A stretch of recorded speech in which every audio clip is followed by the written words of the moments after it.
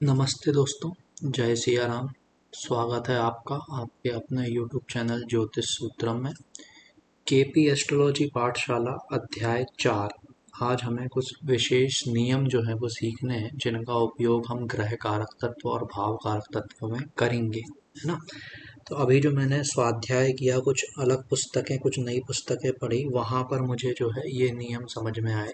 तो वही नियम जो है एज इट इज़ मैं आपके साथ में साझा करना चाहता हूँ। सबसे पहले हमको ये जो कुंडली बनी हुई है, यहाँ पर 9 के 9 ग्रह, सूर्य, चंद्र, मंगल, बुध, गुरु, शुक्र और शनि, इनके बारे में जो है वो बात करनी है। ठीक है, ये चीज़ जो है ये ध्यान रखिएगा। ठीक है, अब यहाँ पर हम जो है वो देखते हैं, तो सूर्य के बारे में हम जो है वो देखते हैं। सूर्य जो है इस कुंडली में, सूर्य 6वें भाव में जो है वो बैठा हुआ है, और फिर सूर्य जो है वो 11वें भाव का स्वामी है। चंद्रमा को अगर हम देखेंगे तो चंद्रमा दूसरे भाव में बैठा हुआ है, 10वें भाव का जो है वो स्वामी है। आप देख सकते हैं चंद्रमा जो है यहाँ पर दूसरे भाव में बैठा हुआ है और 10वें भाव का जो है वो स्वामी है। मंगल को अगर आप देखेंगे तो मंगल 5वें भाव में बैठा हुआ है, 8वें भाव का, और फिर इसके बाद में मंगल की 8 नंबर की राशि जो है वो गायब है। मरकरी की अगर हम बात करेंगे तो मरकरी जो है वो 5वें भाव में बैठा हुआ है, फिर इसके बाद में मरकरी जो है वो 9वें भाव का और 12वें भाव का जो है वो स्वामी है। फिर इसके बाद में जो है अगर हम बात करेंगे जुपिटर की, तो जुपिटर जो है इस कुंडली में वो 9वें भाव में बैठा हुआ है, और फिर तीसरे भाव का और 6वें भाव का जो है वो स्वामी है। वीनस जो है वो 7वें भाव में जो है वो बैठा हुआ है। ठीक है, और इसके बाद में वीनस जो है वो फिर 2 नंबर की राशि तो है नहीं, 7 नंबर की राशि पहले और दूसरे भाव में लिखी हुई है। एक चीज मैं भूल गया, मंगल को अगर आप देखेंगे तो मंगल 8वें के साथ में जो है वो 7वें भाव का भी जो है वो स्वामी है, क्योंकि अगर आप देखेंगे तो 1 नंबर की राशि जो है वो 2 जगह पर जो है वो लिखी हुई है। ठीक है, शनि को अगर आप देखेंगे तो शनि जो है वो 6वें भाव में बैठा हुआ है, और फिर चौथे और 5वें भाव का जो है वो स्वामी है। ये हमने क्या किया, ये हमने अभी 7 ग्रहों के बारे में जो है वो जानकारी लिखी। बाकी के ग्रहों का मैं आपको जो है वो बताऊंगा। ठीक है, इसके अलावा इसी कुंडली में अगर हम देखते हैं, बहुत अच्छे से जो है आप समझिएगा, तो यहाँ पर हम केपी सिग्निफिकेशन में यदि जाते हैं तो आप देखिए कि पहले भाव का वीनस जो है वो पहले भाव का इकलौता जो है वो कार्येश है। इसके बाद में फिर मंगल जो है वो 8वें भाव का जो है वो इकलौता कार्येश है। मंगल जो है वो 8वें भाव का जो है वो इकलौता कार्येश है। चंद्रमा जो है वो 10वें भाव का इकलौता कार्येश है। चंद्रमा जो है वो 10वें भाव का जो है वो इकलौता कार्येश है। देख सकते हैं आप यहाँ पर 8वें भाव का इकलौता कार्येश ये है। ठीक है, इसके अलावा शनि जो है ना, शनि जो है वो चौथे भाव का जो है वो इकलौता कार्येश है। शनि जो है वो चौथे भाव का इकलौता कार्येश है। मंगल 8वें भाव का है, चंद्रमा जो है वो 10वें भाव का है। ये हमने यहाँ पर किनारे जो है वो लिख लिया है। ठीक है, अब ये जो मैंने अभी आपको यहाँ से देख के बताया, तो वो आप देख सकते हैं।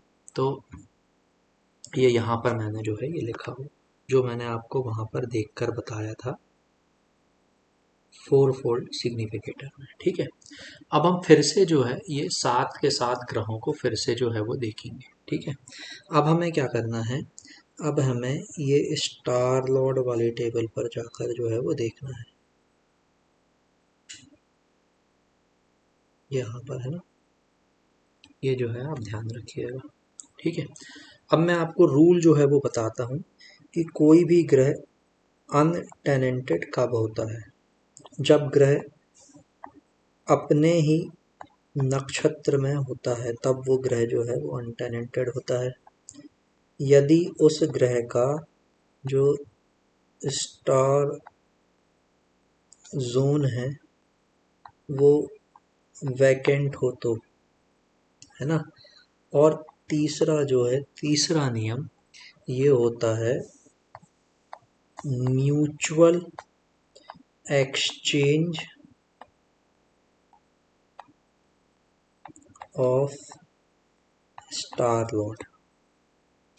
ठीक है, मतलब कि जैसे कि एक्स प्लैनेट का जो स्टार लॉर्ड है यदि वो वाई है और उसी कुंडली में वाई प्लैनेट का जो स्टार लॉर्ड है वो एक्स है, ये नियम यदि जो है यदि लगता है, ये तीन कंडीशंस में क्या है, ग्रह जो हैं वो हमारे क्या होते हैं, अनटेनेंटेड जो है वो होते हैं।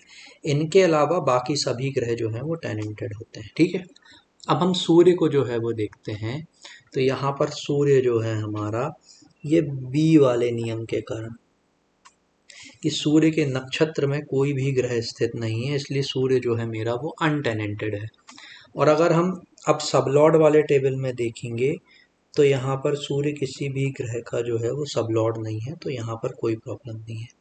चंद्रमा को अगर हम देखेंगे तो चंद्रमा भी जो है मेरा यहाँ पर बी वाले नियम के कारण जो है वो अनटेनेंटेड है।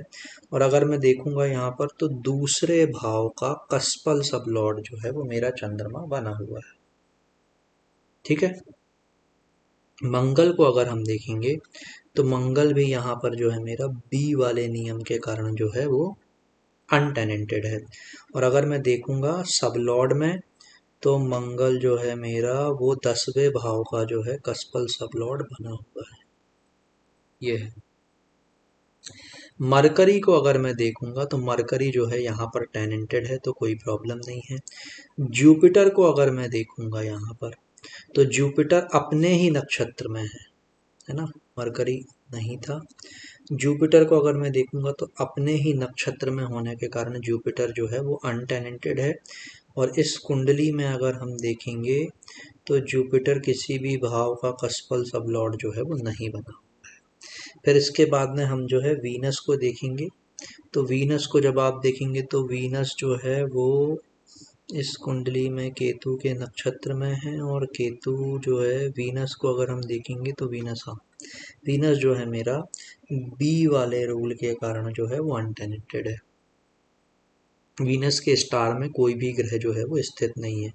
और सबलॉर्ड में अगर हम देखेंगे तो 11वें भाव का जो है कस्पल सबलॉर्ड बना हुआ है वीनस। शनि को अगर मैं देखूंगा तो शनि चूंकि ओन स्टार में है तो पहले वाले रूल के कारण शनि जो है मेरा वो अनटेनेंटेड जो है वो बना हुआ है। और अगर मैं यहाँ पर देखूंगा तो शनि जो है मेरा 12वें भाव का जो है वो कस्पल सबलॉर्ड है, मतलब कि वो 12वें भाव के भी जो है मुझे प्रबलता से जो है वो फल देगा। ये अब बहुत अच्छे से हमको यहाँ पर चीज़ों को जो है वो समझना है। ठीक है, ये चीज़ें हमने जो है वो देख ली, बहुत अच्छे से हमने इनको जो है वो समझ लिया। ठीक है, अब देखिए वीनस जो है वो पहले भाव का इकलौता कार्येश है, मंगल 8वें भाव का इकलौता कार्येश है, चंद्रमा 10वें भाव का इकलौता कार्येश है, शनि जो है वो चौथे भाव का इकलौता कार्येश है। तो यहाँ पर नियम किस तरीके से जो है वो काम करता है कि अब ये जो प्लैनेट्स हैं ये जिस किसी भी ग्रह का सबलॉर्ड बनेंगे, जैसे वीनस जो है, वीनस अब जिस किसी भी ग्रह का, वीनस जिस किसी भी ग्रह का सबलॉर्ड बनेगा, वीनस का सबलॉर्ड नहीं, जिस भी प्लेनेट का। अगर मैं आपको ये दूसरे तरीके से समझाऊं तो ऐसे हम जो है इसको समझ सकते हैं कि अब देखिएगा, है ना, जिस भी ग्रह का, जिस भी ग्रह का सबलॉर्ड क्या होगा, वीनस। ठीक है, तो ये जो मेरा ग्रह है ये पहले भाव के प्रबलता से जो है वो फल देगा, तो इंडिपेंडेंट हाउस वाली जो है वो थ्योरी है। अब हम सबलॉर्ड पे चेक करते हैं तो वीनस किसी भी ग्रह का जो है वो सबलॉर्ड नहीं है। यहाँ पर अब हमको जो है वो देखना है ये। ठीक है, जो मैंने अभी रेड कलर के डॉट किए हैं ये सब लॉर्ड वाले हैं। ठीक है, नहीं है, ठीक है, चलिए कोई बात नहीं। मार्स को देखते हैं, या क्या किसी भी ग्रह का सबलॉर्ड जो है वो मार्स है? हाँ, तो आप देखिए मून का सबलॉर्ड जो है वो मार्स है। तो इसके कारण मून जो है मेरा वो 8वें भाव के प्रबलता से जो है वो फल देगा। ठीक है, मून जो है मेरा वो 8वें भाव के क्या करेगा, प्रबलता से जो है वो फल मुझे देगा। ये चीज जो है अब अपन को जो है वो क्लियर हो जानी चाहिए। ठीक है, अब इसके बाद में अब आगे जो है वो समझते जाना। ठीक है, अब हम सब लॉर्ड में जो है वो देखते हैं मून को। तो मून को जब आप देखेंगे तो सैटर्न का सब लॉर्ड देखिए, यहाँ पर सैटर्न जो है, सैटर्न का सब लॉर्ड जो है वो मून है। तो सैटर्न जो है वो 10वें भाव के जो है बहुत प्रबलता से जो है वो फल देगा। ठीक है, और अगर हम सैटर्न को देखेंगे तो जुपिटर का सबलॉर्ड जो है वो सैटर्न है, जुपिटर का सबलॉर्ड सैटर्न है। तो जुपिटर जो है ये चौथे भाव के बहुत प्रबलता से जो है वो फल देगा। देखिए, यदि किसी भी भाव का कोई ग्रह इकलौता कार्येश है, जैसे वीनस यहाँ पर है पहले भाव का इकलौता कार्येश, तो ये वीनस जिस किसी भी ग्रह का सबलॉर्ड बनेगा वो ग्रह पहले भाव के प्रबलता से फल देगा। अब आप यहाँ पर अभी अपन लास्ट में सैटर्न को जो है वो देखे हैं, तो अब आप यहाँ पर जो है वो देखिए कि जुपिटर का जो सब लॉर्ड है वो सैटर्न है। सैटर्न चौथे भाव का इकलौता कार्येश है, इसीलिए जुपिटर जो है वो चौथे भाव के प्रबलता से जो है वो फल देगा। यही चीज मैंने यहाँ पर जो है वो लिखी है। ठीक है, ये नियम जो है अगर हमको समझ में आ गए हों तो यहाँ पर अब मैं आपको आगे की चीज जो है वो बताता हूँ। अब देखिए, सामान्यतः क्या होगा कि ये जो हमने अलग से ये जो भाव लिखे हैं ये भाव मुझे उस ग्रह की स्क्रिप्ट में जो है वो नहीं मिलेंगे।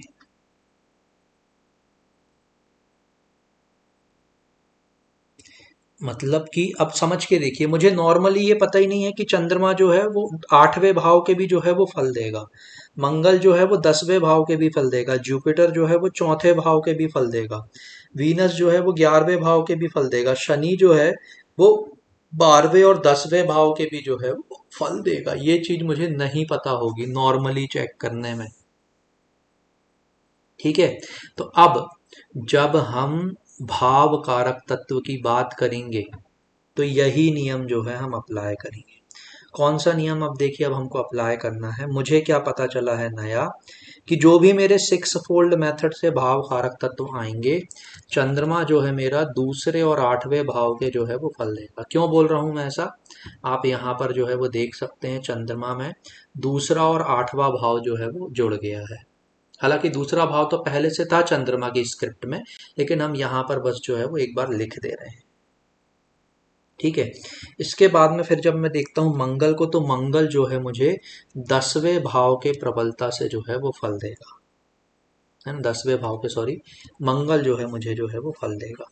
जुपिटर को जब मैं देखूंगा तो चौथे भाव के फल जो है मुझे जुपिटर भी जो है वो देगा। वीनस जो है मुझे 11वें भाव के भी जो है वो फल देगा। फिर सैटर्न जो है मुझे वो 12वें और 10वें भाव के जो है वो फल देगा। 12वें और 10वें भाव के फल जो है मुझे सैटर्न भी जो है वो देगा। तो इस तरह से क्या होगा कि ये जो मैंने अभी आपको नए नियम बताए ये लगाने के बाद में भाव कारक तत्व इस तरह से जो है वो चेंज हो जाएंगे। कभी कभी हमें ये लगता है कि यार व्यक्ति को इस महादशा या अंतरदशा में इन भावों के फल मिल कैसे गए, ये भाव तो जो है हमारे एब्सेंट रहे। तो उसके लिए हमें जो है यहाँ पर चीजों को जो है वो चेक करना पड़ता है, टेनेंटेड और अनटेनेंटेड वाला नियम लगाने के बाद में। ठीक है, अब इसके बाद में जो है ना मैं अब आपको आगे एक और नियम जो है वो बताना चाह रहा हूँ। ठीक है, इसको भी जो है अपन अच्छे से जो है वो समझते हैं। ये मैं मिटा दे रहा हूँ कि अभी हमें जो है राहु और केतु की स्क्रिप्ट जो है वो समझनी है। ठीक है, तो यहाँ पर शायद मैं आपको समझा दूंगा, नहीं तो कुछ ये भी अभी हम जो है वो मिटा देते हैं।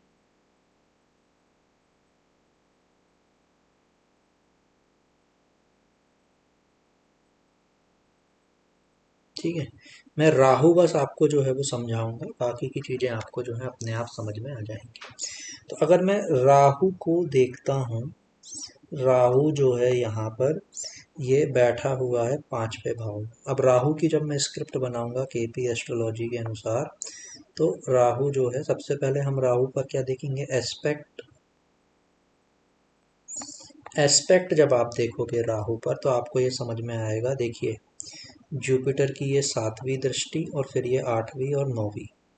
ये 7वीं दृष्टि हो गई जुपिटर की, फिर ये 8वीं हो गई और ये 9वीं हो गई। तो जुपिटर की 9वीं दृष्टि जो है वो राहु पर जो है वो पड़ रही है, और किसी ग्रह की दृष्टि नहीं पड़ रही है राहु पर। ठीक है, फिर इसके बाद में अब हम जो है वो देखेंगे क्लोज कंजंक्शन। क्लोज कंजंक्शन अब जो है हमको देखना है। तो अब आप यहाँ पर जो है वो देखिए क्लोज कंजंक्शन राहु का क्या 4 डिग्री के भीतर किसी के भी साथ में कंजंक्शन है। देखिए, राहु और मरकरी साथ में बैठे हैं, राहु 13 डिग्री पे है, मरकरी 23 डिग्री पे है। तो क्लोज कंजंक्शन जो तो है वो नहीं है। स्टार लॉर्ड की अगर हम बात करें तो राहु का जो स्टार लॉर्ड है, ठीक है, राहु का स्टार लॉर्ड देखिए आप क्या है, राहु ही है, जिसके कारण मरकरी जो कि सब लॉर्ड है वो स्टार लॉर्ड के रूप में जो है वो काम करेगा। इसके बाद में फिर जो है आप देखिए जोडिएक को, तो राहु जो है मेरा ये शनि की राशि में जो है वो बैठा हुआ है। ठीक है, अब यहाँ पर मैं आपको देखिए बताना क्या चाह रहा हूँ उसको अपन जो है वो समझते हैं। मैं आपको ये बोल रहा हूँ कि राहु की स्क्रिप्ट में शनि जो है वो आ रहा है, राहु की स्क्रिप्ट में मरकरी जो है वो आ रहा है, राहु की स्क्रिप्ट में जुपिटर जो है वो आ रहा है। ठीक है, तो जब कभी भी हम भाव कारक तत्वों का चयन करेंगे और किसी भी भाव के कारक तत्व को निकालते समय यदि वहां पर मुझे जुपिटर मिलता है या फिर वहां पर मुझे मरकरी मिलता है या फिर वहां पर अगर मुझे सैटर्न मिलता है भाव कारक तत्व निकालते समय, तो मैं इसके क्या करूंगा, साथ में राहु को भी, है ना, कंसीडर करूंगा।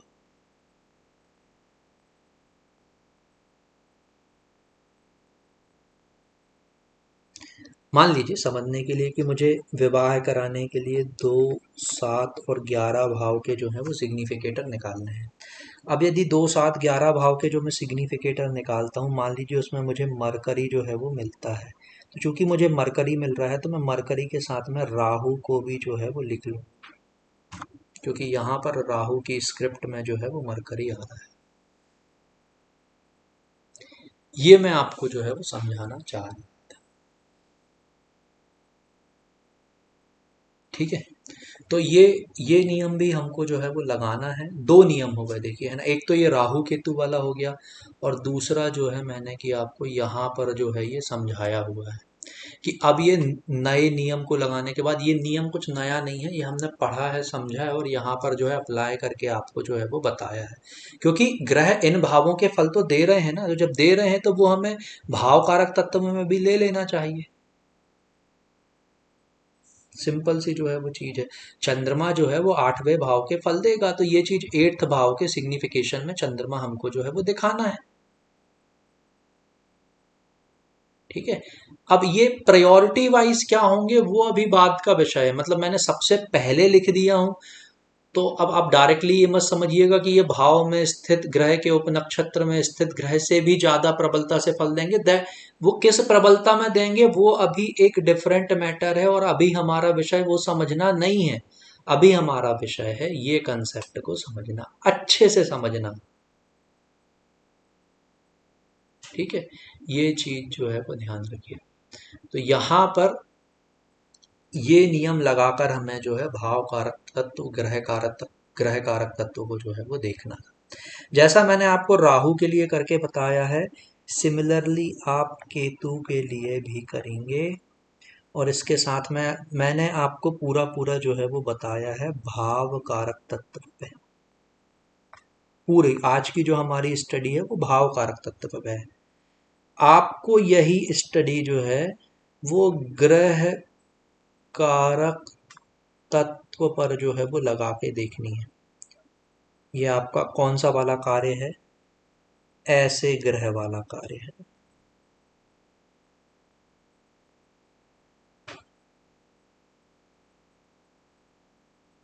ठीक है। फिर इसके बाद में क्या है, एक और क्या है, निवेदन, क्या कि क्या करना है, वीडियो को लाइक करना है। अब किसको लाइक करना है? इस वीडियो को। अगर इस वीडियो से आपको कुछ समझ में आया है, आपके ज्ञान में जो है वो वृद्धि हुई है, तो वीडियो को लाइक जो है आप ध्यान से कर दीजिएगा। ठीक है। मिलते हैं आपसे फिर अगले वीडियो में अध्याय 5 में, जहाँ पर हम आगे की चीज़ों की चर्चा करेंगे। ये आज जो बताया गया है बार बार इसका अभ्यास जो है वो करना है। ठीक है। फिर मिलेंगे आपसे दोस्तों अगले वीडियो में। तब तक के लिए जय सिया राम।